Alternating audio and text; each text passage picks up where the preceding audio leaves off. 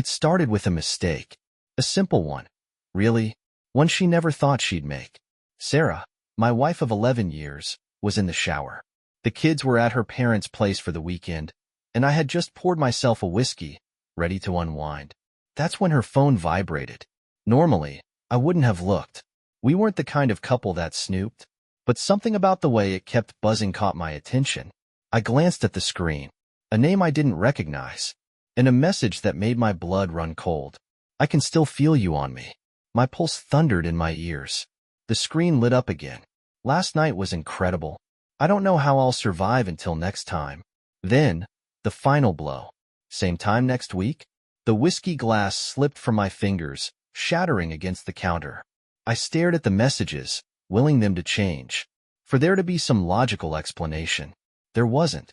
Sarah, my wife, my partner, the woman I trusted with my life, was having an affair. I heard the shower shut off. A few more minutes, and she'd be downstairs, acting like nothing was wrong, like she hadn't just been caught. I wanted to storm up there, shove the phone in her face, demand answers. But I forced myself to stop. If I confronted her now, she'd lie. She'd delete the messages, twist the story, make me doubt my own eyes. No, I needed proof. I needed to know everything. Who, where, how long. Slowly, I placed her phone back where it was, cleaned up the broken glass, sat on the couch, drink in hand, pretending nothing had changed. By the time she walked in, wrapped in a towel, smiling like she always did, I had already made my decision. This wasn't over. It was just beginning. She sat beside me, running a hand through her damp hair. "Rough day?" she asked, nodding at my drink. "Yeah, long meetings." She sighed, stretching. "Tell me about it. Work was exhausting today." Liar. I took a sip, watching her closely. "Yeah? What happened?" "Just meetings, emails, the usual. Didn't even get a chance to eat lunch until, like, 3.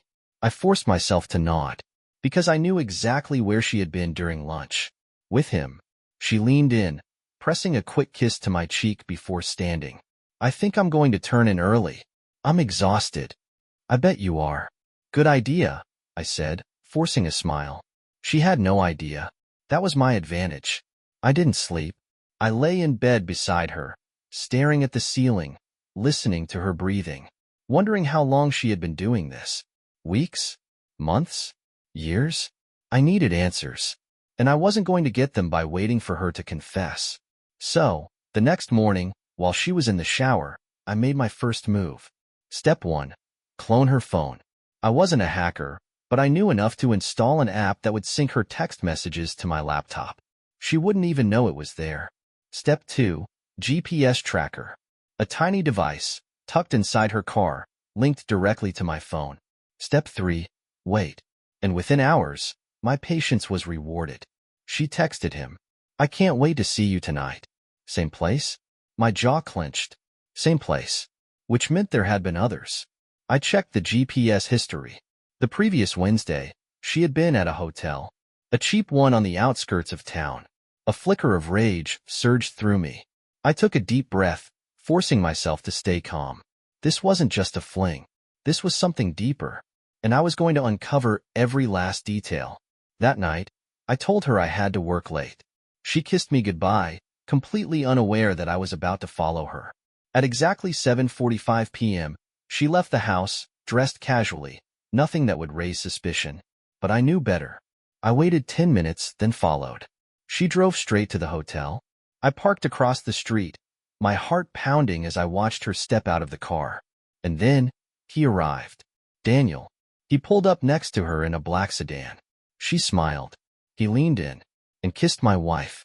A slow, intimate kiss, like it wasn't their first, like they had done this 100 times before. I gripped the steering wheel so hard my knuckles turned white. I could end it right now. Step out. Confront them. Tear everything apart in a single moment. But no, I needed more. More proof. More leverage. More pain. For them. For her. She thought she could keep this secret. She had no idea what was coming. I woke up before Sarah that morning, staring at the ceiling, running through everything I had seen the night before. My wife had driven straight to a cheap hotel and met Daniel, her coworker, the man she had always claimed was just a friend.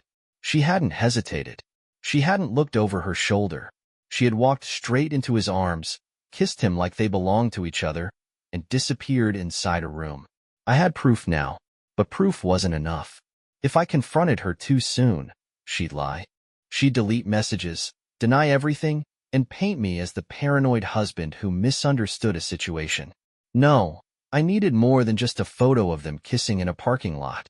I needed to know how deep this ran, how long it had been going on, and most importantly, how I was going to destroy both of them. Sarah stirred beside me, stretching under the blankets. She turned, pressed a lazy kiss to my shoulder, and mumbled, "Morning." I forced myself to stay still, to respond as normally as I could. "Morning. Sleep well?" "Yeah," she sighed, rolling onto her back. "I'm exhausted. Long week." I nearly laughed at the irony. Instead, I leaned over and kissed her forehead. "Yeah, you should take it easy today." She smiled, closing her eyes for a moment before sitting up. "I might head to the gym later, or run a few errands." Lies. She had never been a morning gym person, but I just nodded, sipping my coffee, already planning my next move. March 16th, Saturday. Sarah left for a shopping trip around noon. I checked the GPS tracker. Sure enough, she didn't go to the mall. She drove across town, parked in a quiet neighborhood, and stayed there for nearly 2 hours. I watched the app on my phone, waiting, tracking. She wasn't at Daniel's place, but she wasn't where she said she'd be, either.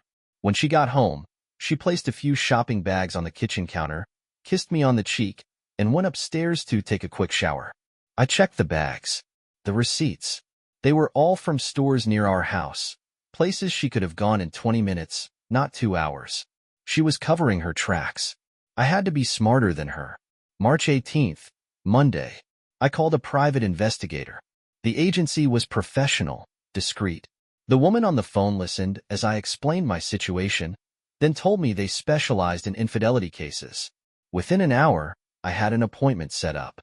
When I walked into their office later that evening, I laid it all out: the texts, the GPS data, the photos I had taken from my car outside the hotel. The investigator, a man in his 50s with tired eyes, nodded as he jotted down notes. "You already have enough to confront her," he said, flipping through the printed screenshots. "But I get the sense you're looking for something more." I met his gaze.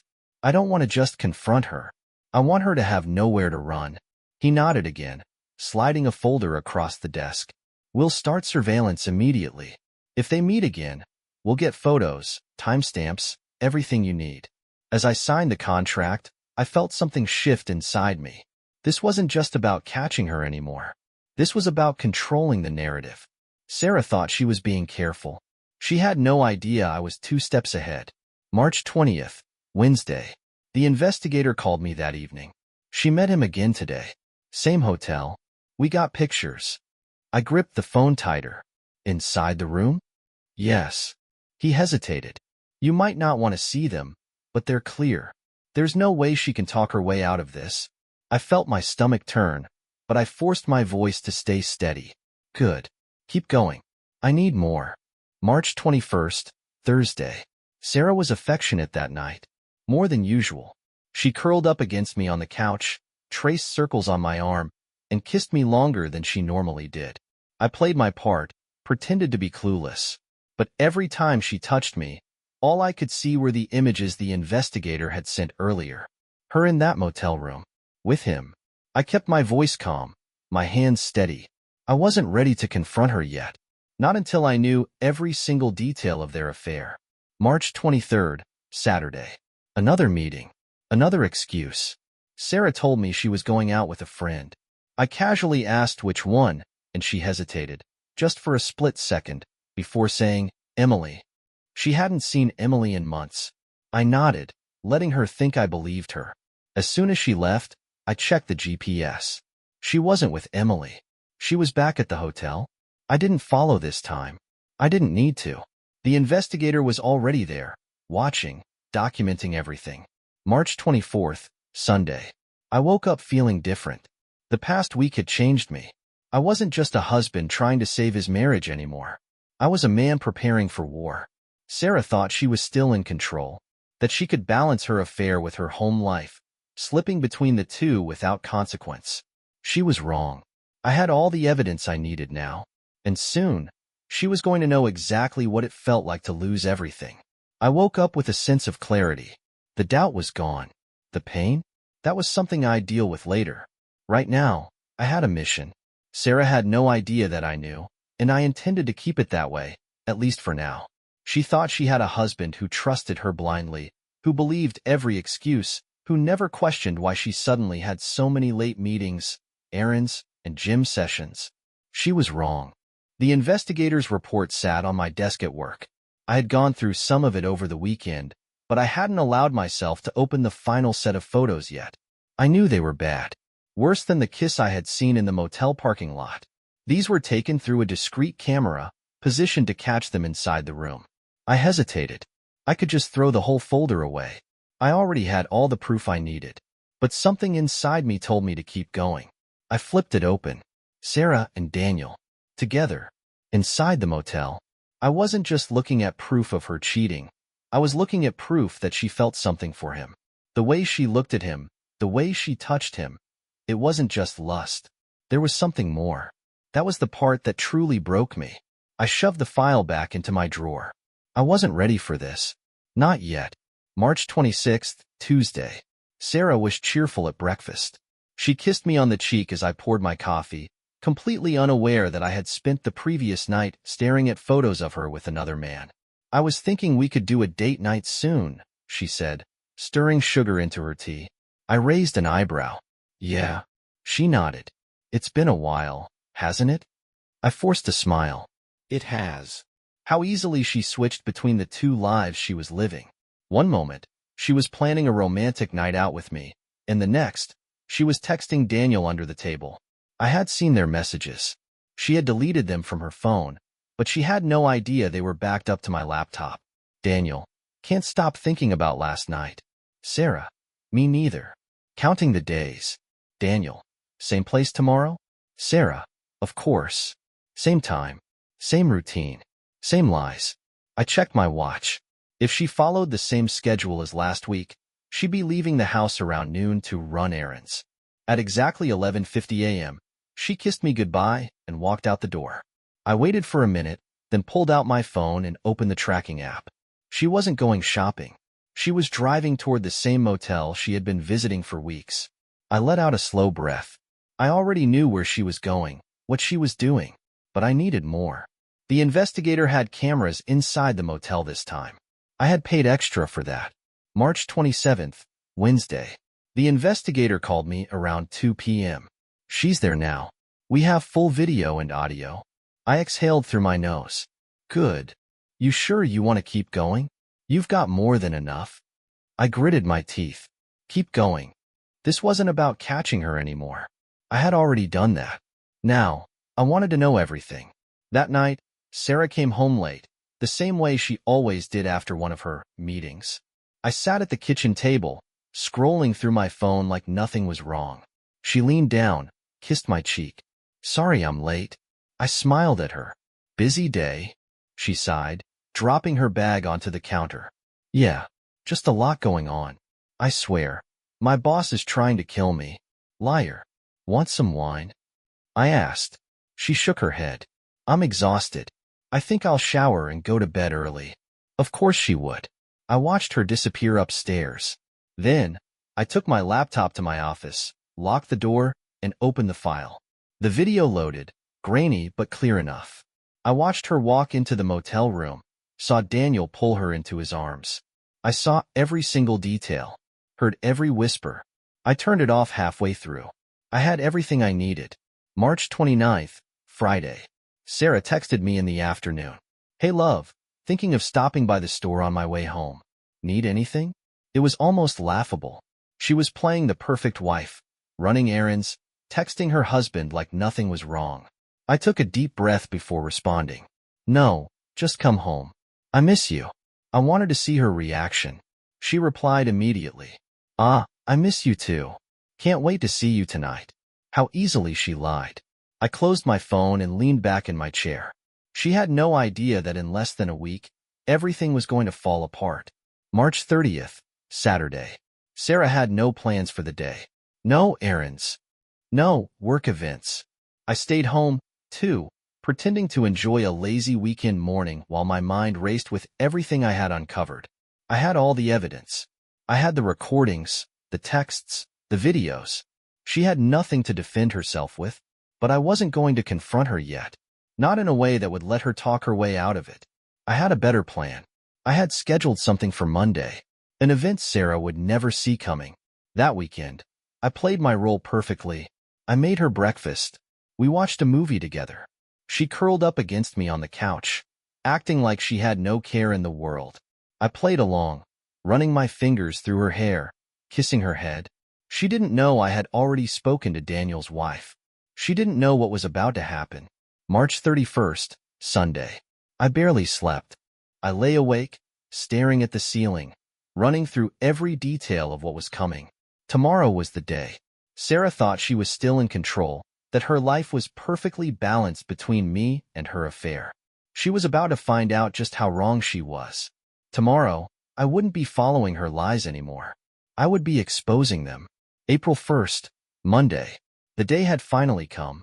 I had spent weeks collecting evidence, watching, waiting, pretending I didn't know that Sarah had been lying to my face. But today that changed. Today was the day I took control. Sarah woke up as if it were any other Monday. She stretched, yawned, and kissed me before rolling out of bed. I pretended to be half asleep, watching her from under my lashes as she showered, got dressed, and went through her usual morning routine. She had no idea what was waiting for her. As she poured herself a cup of coffee, I leaned against the counter and studied her. She was wearing a navy blue blouse, tight jeans, dressed just a little too nicely for a normal workday. I already knew she wasn't going to work. She was meeting him. Again. I wanted to say something right then and there, throw it all in her face. But I swallowed the impulse. I had a plan, and I was going to stick to it. I kissed her forehead as she grabbed her purse. Have a good day, babe. She smiled at me, like the perfect wife she pretended to be. You too. And then she walked out the door, leaving for what she thought would be another one of her secret meetings. Except today, she wasn't just meeting Daniel. She was meeting me too. April 1st, 11:30 a.m. Sarah's car pulled into the motel parking lot right on schedule. I was already there, parked a safe distance away, watching. I had been waiting for this moment, waiting for her to think she was safe, that she had gotten away with it. Daniel's car arrived moments later. She stepped out, looked around, then walked toward his car with a smile. I saw her mouth move, greeting him, saw the way she touched his arm as if he belonged to her. Rage burned in my chest, but I didn't move. Not yet. They walked inside together. I counted to 60. Then I got out of my car. April 1st, 11:45 a.m. The motel manager had been more than happy to take a little extra cash in exchange for a spare key. I walked down the hallway, heart pounding in my ears, stopping just outside room 214, the room where my wife was betraying me. I could hear them inside, laughing, talking, then silence. I clenched my jaw and slid the key into the lock. The door swung open, and there they were. Sarah gasped, scrambling off of Daniel, yanking the sheets up to cover herself. Her eyes widened in pure terror as she realized who was standing in the doorway. I stepped inside, closing the door behind me. The color drained from her face. James. Daniel sat up, panic flashing across his face. He looked between me and Sarah like a trapped animal. I didn't say anything at first. I let the silence hang there, let them drown in it. Sarah's hands were shaking. She tried to speak, but nothing came out. Finally, I exhaled, shaking my head. You really thought you were being careful, didn't you? She opened her mouth, closed it again. Her lips trembled. I can explain. I let out a dry laugh. Explain? Oh, please. Go ahead. I'd love to hear it. Daniel shifted uncomfortably. Listen, man. I turned on him so fast that he flinched. Don't. Speak. He clamped his mouth shut. I turned back to Sarah. How long? Tears welled in her eyes. James, please. How long. My voice was eerily calm. She swallowed hard, looking away. Daniel cleared his throat. A few months. I laughed again, shaking my head. Try 16 months. Sarah's eyes snapped to mine. Daniel paled. I pulled my phone from my pocket, tapping a few buttons before holding it up. Their voices filled the room. Sarah, I can't wait to see you tonight. Same place? Daniel. Same time. Beautiful. Sarah let out a choked sob. James. I turned up the volume. Sarah, last night was incredible. I don't know how I'll survive until next time. Daniel, I can still feel you on me. Sarah buried her face in her hands, sobbing. I let the audio play for a few more seconds before I stopped it. Then I tossed the phone onto the bed between them. Daniel stared at it like it was a ticking time bomb. Sarah wiped her tears. I never meant to hurt you. I laughed, rubbing a hand over my face. That's the best you've got? She reached out to me, but I stepped back. James, please. I held up a hand. Don't. You don't get to touch me. She flinched. Daniel was still sitting there, frozen.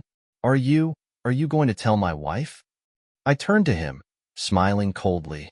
Oh, she already knows. His face went white. Sarah gasped. You told her? I nodded. And your parents. And your sister. And Emily.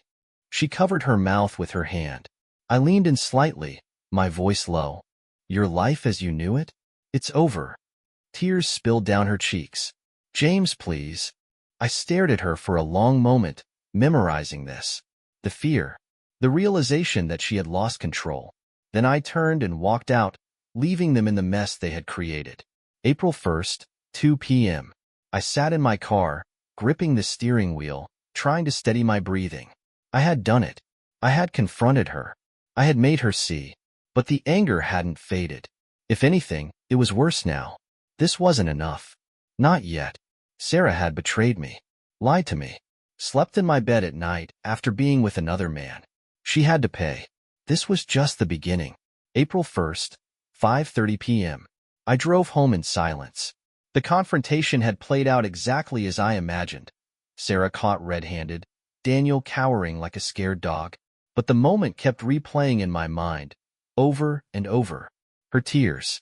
Her pathetic excuses. The way she clutched the sheets, like covering herself would somehow erase the betrayal. I should have felt relief. Satisfaction. Something.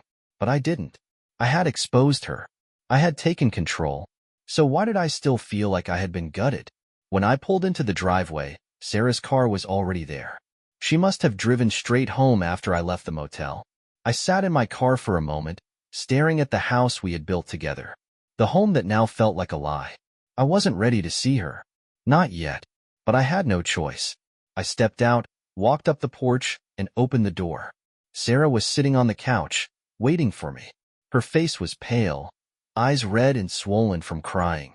She shot up the second I walked in. James, please. We need to talk. I didn't answer. I set my keys down and walked past her, heading for the kitchen. I needed a drink. Something to dull the white-hot rage still burning in my chest. She followed me, her voice shaking. Say something. Please. I poured myself a whiskey, downed it in one swallow, and set the glass on the counter with a hard clink. Then I turned to face her. You want to talk? My voice was eerily calm. Fine. Start talking. Sarah's hands trembled as she wiped at her face. I never meant for this to happen. I laughed, shaking my head. Don't do that. Don't insult me with that bullshit. She flinched. It was a mistake. Mistakes don't happen for 16 months, Sarah. Tears filled her eyes again. I know. I don't know what I was thinking. I was lost in Daniel. He was just there. I clenched my jaw, forcing myself to breathe. So what? You just tripped and landed in his bed? Over and over again? She sobbed, shaking her head. It wasn't like that. Then tell me, Sarah, what was it like? She looked at the floor, twisting her fingers together. It started small, just talking. We got close and, I don't know, I never planned to cheat on you. I let out a humorless laugh. But you did. Over and over. While coming home to me. While lying to my face. She broke down, covering her mouth with her hand. I hate myself for what I've done. I leaned against the counter, crossing my arms. You don't hate yourself. You hate that you got caught. Her head snapped up. That's not true. I scoffed. If I hadn't walked into that motel room today, how long would this have gone on? Another month? A year? Forever? She didn't answer. And that told me everything. April 1st, 6 p.m. She tried to touch me, to close the space between us. I stepped back. Don't, I said coldly.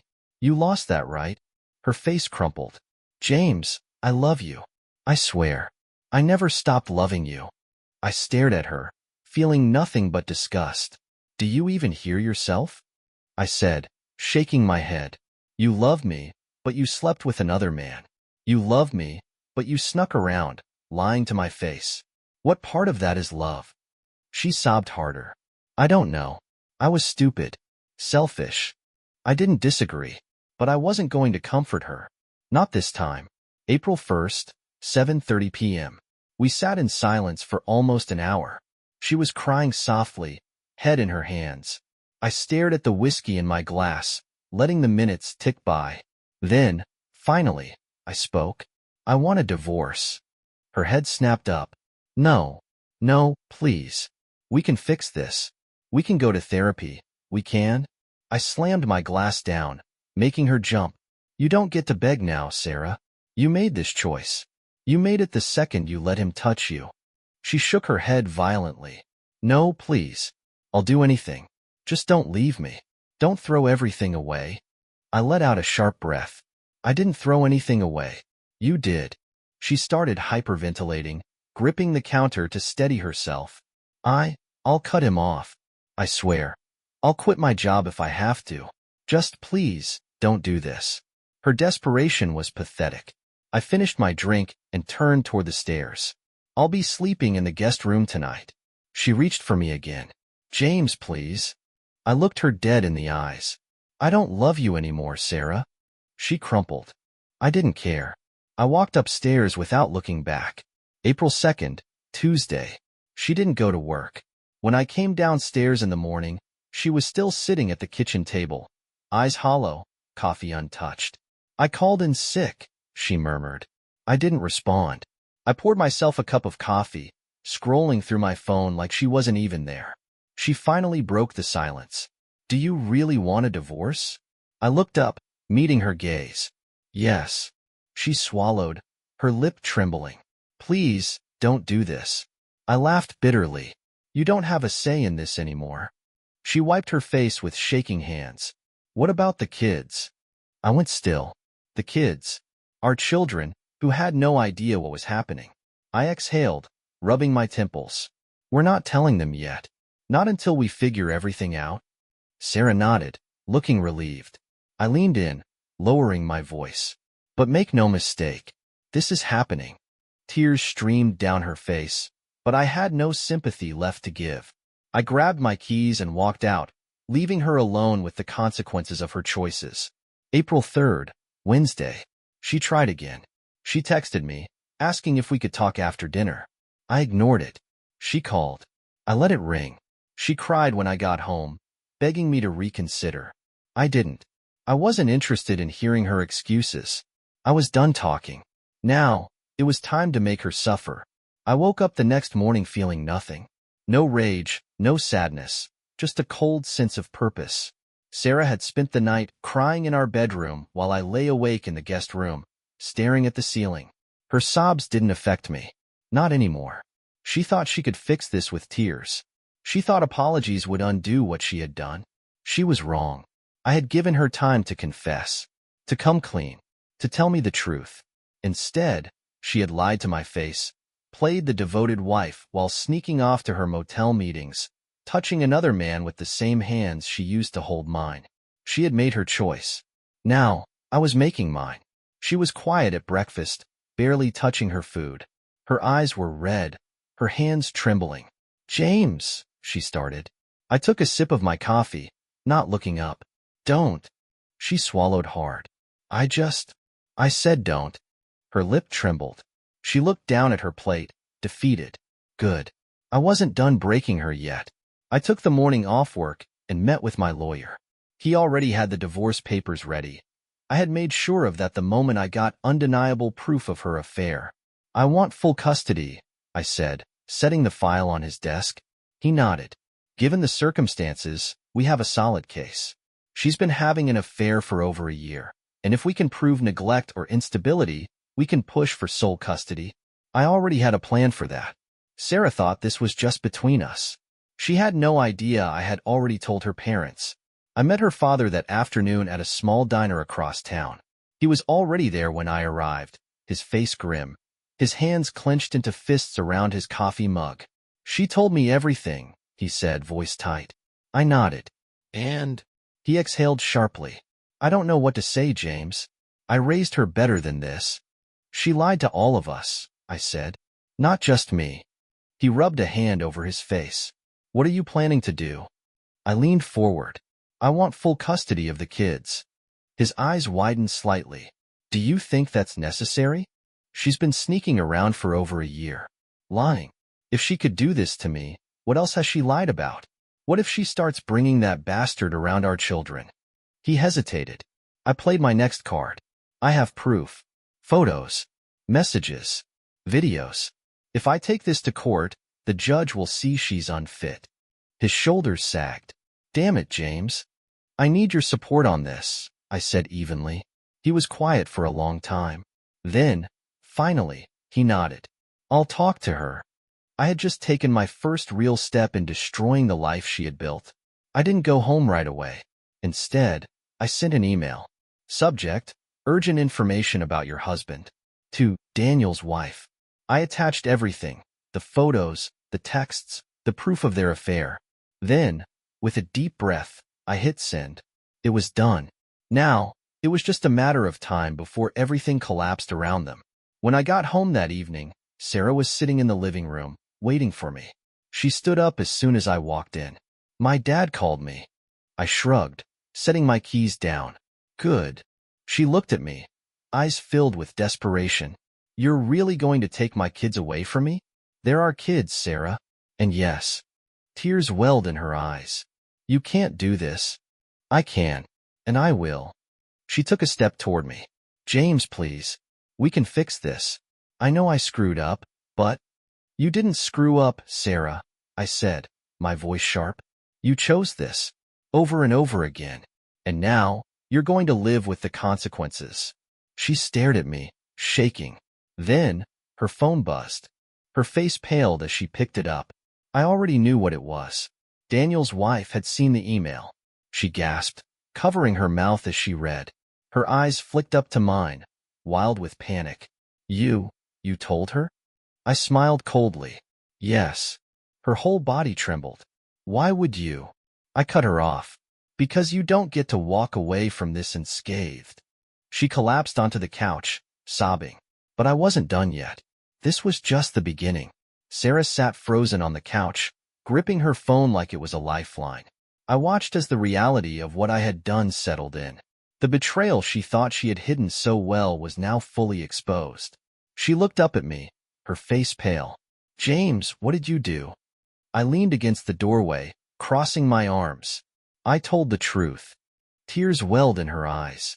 You told Daniel's wife? Of course, I said calmly. She deserved to know, just like I did. Her fingers trembled over her phone screen as she scrolled through the messages. I could already picture it. Daniel's wife unleashing hell, demanding answers, threatening to burn his life to the ground. Sarah let out a shaky breath. She's saying she's going to file for divorce. I smirked. Good. He deserves it. Her hands clenched into fists. You don't get to decide that, James. I pushed off the doorway, stepping closer. Neither did you. But you sure as hell decided to ruin our marriage without asking me first. She flinched. I wasn't done. By the way, I continued, your boss knows too. Her head snapped up. What? I pulled out my phone and scrolled through my emails. I sent him everything. The texts. The motel records. The timestamps of every lunch break you spent in a cheap hotel instead of at work. I paused. You know, I hear most companies don't take kindly to their employees screwing around on company time. Sarah shot up from the couch, panic flooding her face. No. James, no. Please tell me you didn't. I stared at her blankly. I did. She grabbed her phone, furiously typing. I watched as her breathing grew uneven, her whole body shaking. And then, the call came. She hesitated for a moment before answering, her voice barely above a whisper. Hello? I didn't need to hear the other end of the conversation to know exactly what was happening. Her boss was firing her. I walked to the kitchen, grabbed a beer from the fridge, and leaned against the counter as I listened to her break down. She kept saying, I understand, over and over again until finally, the call ended. She stood there, motionless, phone still pressed against her ear, her eyes wide and unfocused. I took a slow sip of my beer. That go how you expected? Her lip quivered. I lost my job. I nodded. That's what happens when you use company time to cheat on your husband. She sank back onto the couch, staring at nothing. I almost felt bad. Almost. But then I remembered all the nights I had spent lying awake, wondering why my wife had become so distant. All the time she had smiled at me while texting him under the table. All the time she had left our home to be in another man's arms.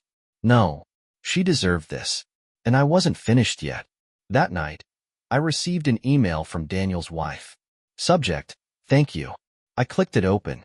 James, I can't tell you how much I appreciate you sending me the proof. I had my suspicions, but I never had solid evidence until now. I've already spoken to my lawyer. He'll be served with divorce papers by the end of the week. I don't know what your plans are, but if you need anything, evidence, testimonies, whatever, let me know. I'll be more than happy to help. I smiled to myself. Daniel wasn't just losing his mistress. He was losing his wife, his family, his home. Just like Sarah. I replied, thank you. I'll be in touch. The next morning, Sarah barely spoke to me. She looked hollow, broken.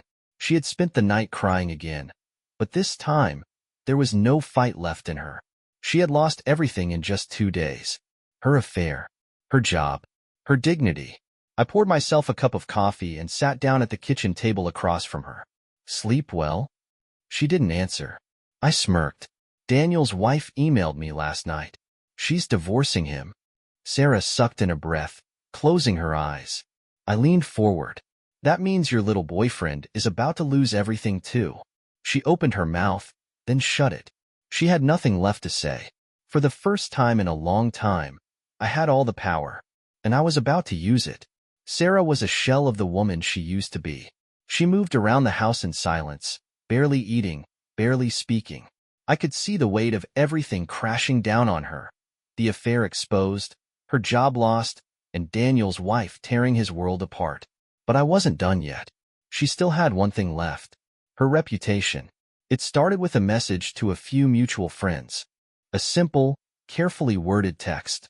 Hey, I just wanted to let you know that Sarah and I are separating. I found out she's been having an affair for over a year, and I thought you deserved to hear the truth from me. I didn't have to say much. People filled in the blanks on their own.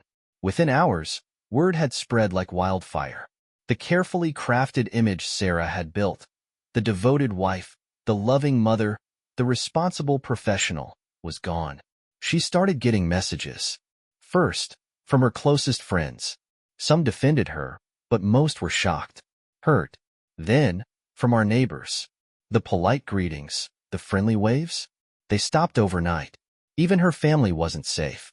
Her mother called me, voice thick with disappointment. James, I don't even know what to say. I didn't raise her to be like this. I simply replied, neither did my parents. Sarah tried to control the damage. She sent out her own version of events, claiming that our marriage had been falling apart for years, that she had made a mistake, that she was going through a hard time. No one bought it. She was the woman who had thrown away everything for an affair. That was her legacy now. She finally snapped one afternoon. I was sitting in the kitchen, drinking coffee, scrolling through my phone. She stormed in, shaking, her phone clutched in her hands. What the hell have you done? I looked up lazily. Good morning to you too. She slammed her phone on the table. My friends won't even talk to me. My sister is furious. Do you know what you've done to my life? I took a slow sip of coffee. I didn't do anything, Sarah. You did. Her face crumpled. You could have handled this privately. I laughed. Privately? You mean like how you handled our marriage privately, sneaking off to hotels? Her breathing was uneven, her hands gripping the edge of the table. I lost my job. Daniel is getting divorced. And now I'm losing everyone else? I tilted my head. Actions have consequences.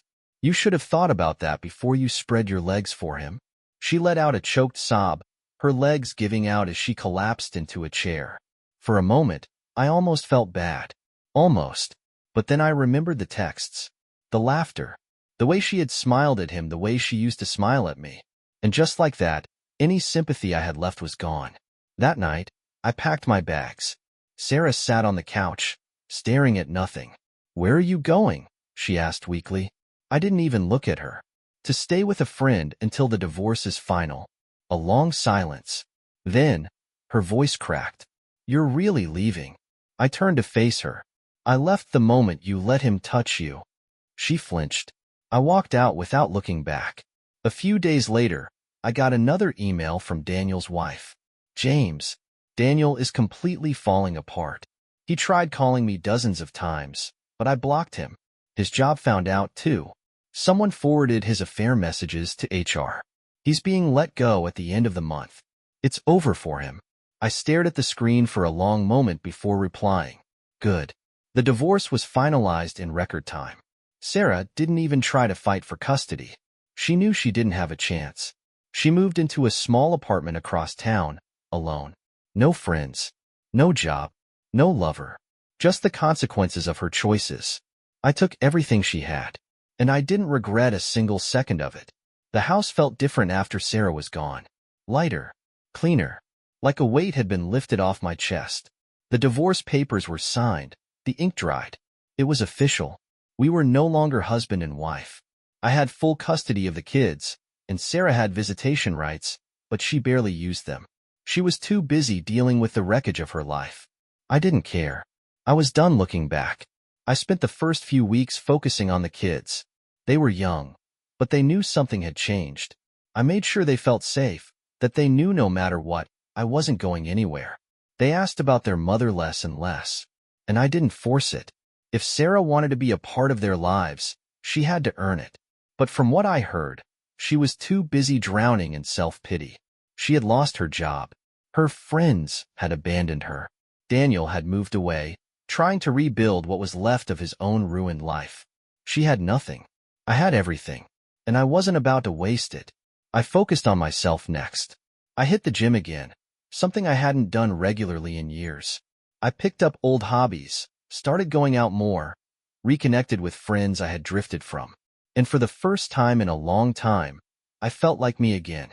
The guy I used to be before Sarah drained the life out of me. Before I wasted years loving someone who never truly loved me back. And then, one evening, something unexpected happened. I met someone. It wasn't planned. I wasn't looking for anything serious. But there she was, sitting at the bar with a book in her hands, sipping on a glass of wine, completely unbothered by the noise around her. I almost didn't approach, but then she looked up, caught me staring, and smiled. And just like that, I knew. It was time to move forward. Sarah was my past. She had betrayed me, lied to me, destroyed what we had. But she hadn't destroyed me. I had one.